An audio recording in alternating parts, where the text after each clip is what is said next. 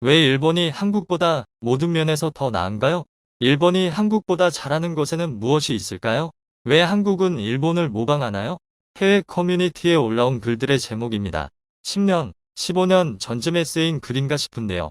그런데 놀랍게도 이 글들은 불과 2, 3년 전에 쓰인 것들이었습니다. 그 무렵이면 일본은 갈수록 과거의 영해에 갇혀 도태되는 가운데 한국인들은 한국의 발전을 피부로 느끼고 있던 시점인데요. 지금은 그 격차가 더 크게 벌어져 입장이 완전히 뒤바뀐 상태죠. 그런데 어째서 외국인들은 여전히 일본이 한국보다 더 잘 나간다고 믿고 있는 것일까요? 그것은 바로 일본이 거짓말을 일삼기 때문이었습니다. 일본이 한국에 대해 말도 안 되는 모함과 날조를 해대는 바람에 실상을 잘 모르는 외국인들이 선동당하고 만 것이었는데요. 이번에는 과연 어떤 거짓말로 전 세계를 속였던 것일까요? 실상을 알게 된 외국인들은 일본이 사기를 치고 다녔다라며 분노를 표출하고 있는데요. 한번 자세히 알아보도록 하겠습니다. 일본 게이오대의 방문연구원으로 머물렀던 이명찬 씨는 이렇게 말했습니다.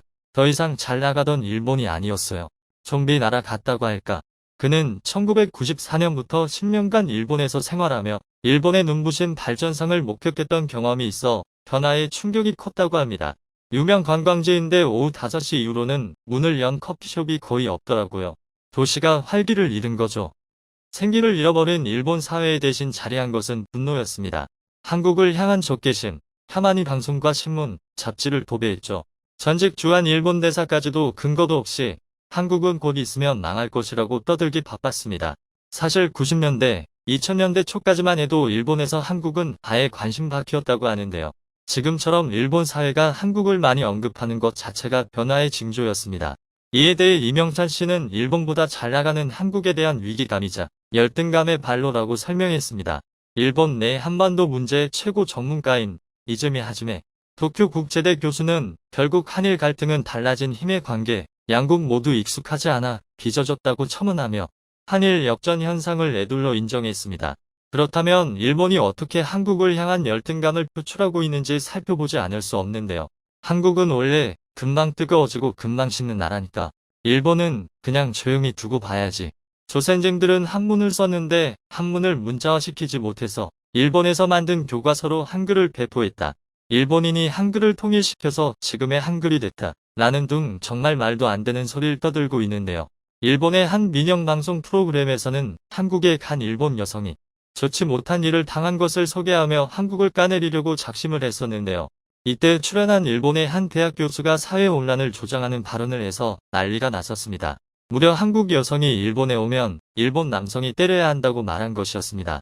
그러면서 한국 대통령과 정치인, 매스컴이 반일 분위기를 만들고 있는 가운데 사건이 발생한 것이다. 평화시 국가 대 국가 관계에서 이 정도로 공격적인 나라는 한국밖에 없다. 등 망언을 서슴지 않았습니다. 일본의 유명 방송인 기타노 타케시는 한류에 대해 무작정 한국 드라마들이 일본으로 들어오고 있다. 보통이라면 한류를 따돌려야 한다.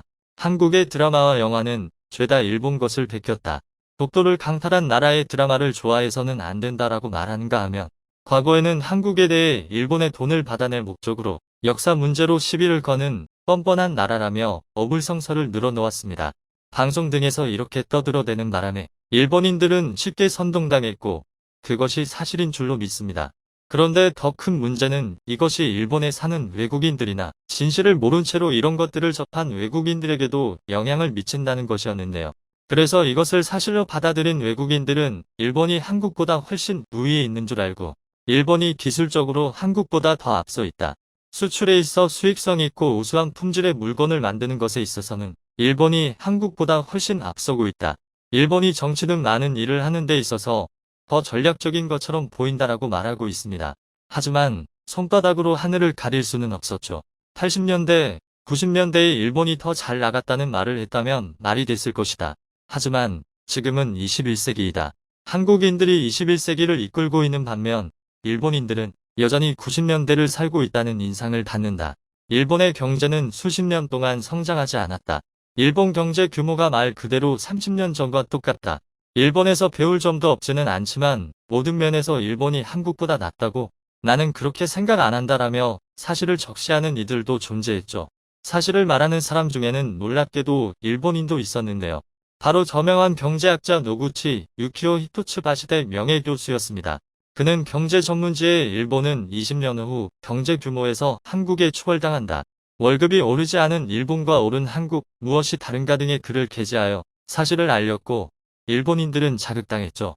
그가 지난해 말 국내 언론사와 인터뷰한 내용을 일부 인용하면 다음과 같습니다. 그동안 일본인들은 한국을 경제적으로 일본보다 뒤처진 나라라고 생각해왔다. 하지만 한국은 1인당 GDP나 임금 수준 등에서 일본을 이미 넘어섰거나 넘어서려 하고 있다. 많은 일본인이 한국에 진다는 사실에 신경을 쓰고 있다.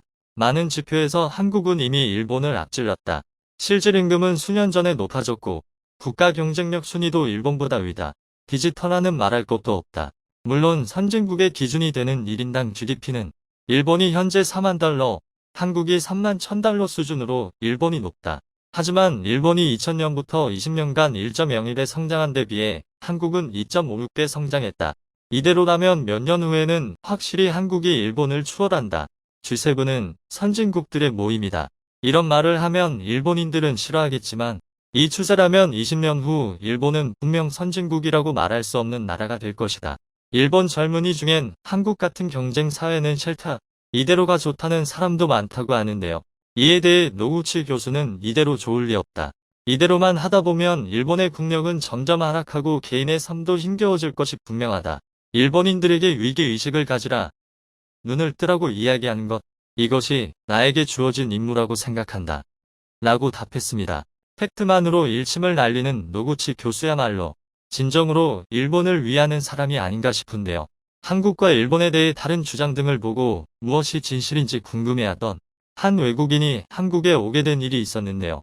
그제야 비로소 사실을 마주하게 되면서 모두를 기만한 일본에 잔뜩 성을 냈습니다.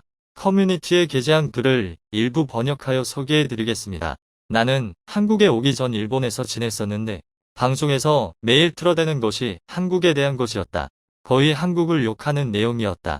일본 방송은 하나같이 한국이 살기 힘든 곳이고 한국인들은 불행하다고 말했다. 그래서 나는 그런가 보다 했는데 어딘가 미심쩍은 느낌이 있었다. 일본은 무엇 때문에 남의 나라에 대해 이야기하기 바쁠까? 사실 그럴 이유가 없는데 말이다. 그 의심은 한국에 오게 된 순간 확신으로 바뀌었다. 그리고 화나서 났다. 이렇게 아름다우면서 발전되어 있는 나라를 일본은 왜 그렇게 나쁘게 말하고 사람들을 속였던 것일까? 처음 발을 디뎠던 인천공항의 모습은 내가 마치 미래 도시에 온 것 같은 기분을 자아낼 정도였다. 인천공항은 면세 구역도 넓었고 어디서든 와이파이를 사용할 수 있었으며 셀 수도 없이 많은 편의 시설이 구비되어 있었다. 그 후 도로로 나갔는데 병천한 즐비한 일본 도로와 달리 다양한 종류의 멋진 자동차들이 도로 위를 누비고 있었다. 그리고 많은 차들이 현대, 기아 등으로 한국에서 만든 차였다. 일본의 말대로 한국이 정말 못 사는 나라였다면 저토록 멋진 자동차들을 만들 수 있었을까? 또한 외제차도 많이 돌아다녔는데 마찬가지로 못 사는 나라였다면 가능했을까? 아니었을 것이다. 생각해보니 전 세계적인 기업인 삼성이 한국의 기업이었다. 이런 기업이 있는 나라가 가난하고 열등한 나라일 리가 없는데 일본 방송의 거짓말에 속아 넘어갈 뻔하다니 어리석었다. 도시의 모습도 완벽에 가까웠고 돌아다니면서 마주친 한국인들의 표정도 밝았다. 한국에서의 하루를 보내보니 확실히 한국이 일본보다 낫다고 느꼈다. 잠깐 들렀는데 이렇게 느꼈을 정도라면 실제로 사는 사람들은 얼마나 편리한 생활을 하고 있는 것일까? 한국은 서비스도 무척 빠르다고 들었다. 나는 지금은 미국에 있지만 언젠가 한국과 일본 중 한 곳에서 살아야만 한다면 나는 무조건 한국에서 살기를 택할 것이다. 한국의 일본 역전은 이미 몇 년 전부터 벌어진 일이었고 한국의 발전은 날이 갈수록 가속화가 되고 있습니다. 경제 전문가들은 2027년이면 한국이 모든 면에서 일본을 압도하고 따돌릴 것이라는 전망을 내놓고 있는데요. 그러나 일본은 여전히 도태된 상태에서 발전할 생각을 않고 열등감에 휩싸여 한국을 비하하기 바쁜 모습을 보이고 있습니다. 일본이 계속 이런 모습만 보인다면 마침내 선진국이라는 이름을 잃어버리게 될지도 모르겠습니다.